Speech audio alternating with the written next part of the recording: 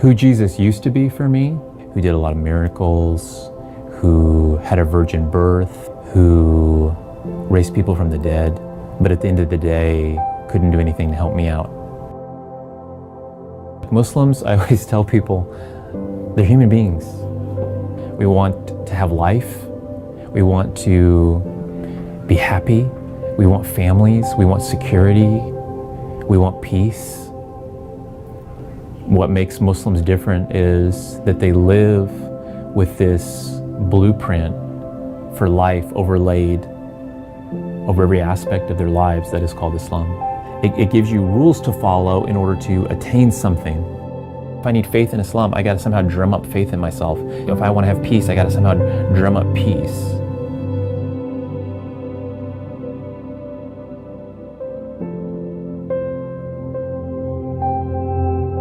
I was so sure that I was a holy guy and that my good works that I was doing were sufficient, that God looked on me favorably.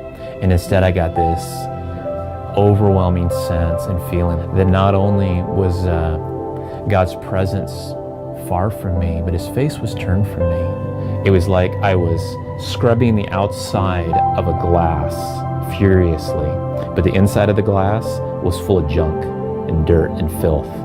And so I tried to be a better Muslim, and I tried to figure out some way that I could change my heart, and I just couldn't do it. I couldn't break my selfishness. I couldn't break my pride. And I eventually got to the point where I realized that I was damned.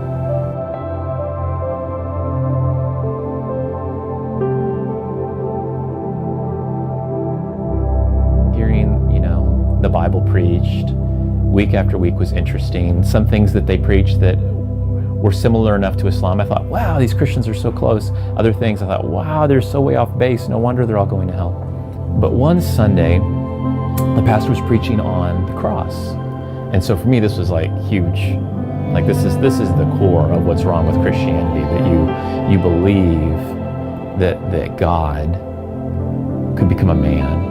And this voice popped up and said, wouldn't it be nice if the gospel was true? Wouldn't it be nice? This is a Christian fairy tale. I already know all the reasons why the gospel isn't trustworthy as it's presented in the Bible. But a part of me at that moment thought, I wish that the gospel was true. How can I ever believe that my God, whose honor is above reproach, would allow himself to be mocked, to be spit on, to be beaten, brutally tortured, and then stripped and nailed to a cross in full view of the public?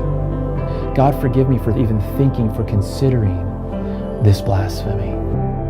The God that I knew from the Quran would never do that. He would never have suffered on the cross like that. He never would have endured everything leading up to the cross. So if this is really the truth, and this is what I have to understand and believe in order to be saved, then I need you to show up and tell me, or do something, or give me a sign, anything. He instantly gave me a vision. All I could see in front of me was this rocky hill,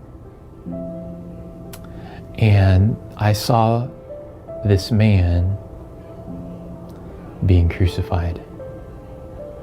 I knew the moment he looked at me that I was wrong about him, that he was more than a prophet, more than just a man, a messenger from God, that I was looking into the eyes of a king, the King of Kings, that I was looking into the eyes of God.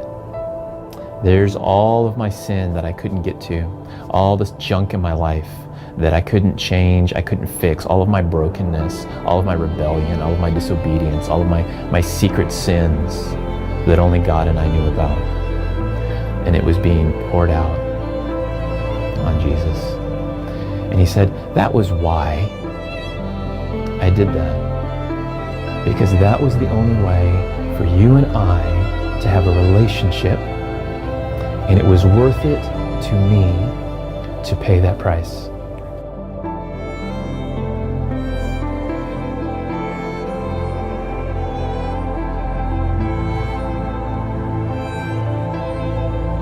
I know that I used to know so many things about religion, and that I was the guy that you came to ask questions, and I was really prideful about that. But God has humbled me and reduced me to two pieces of information that I know is fact, and this all really I have now, is that Jesus is the Messiah, Son of the living God, and that he was crucified for our sins.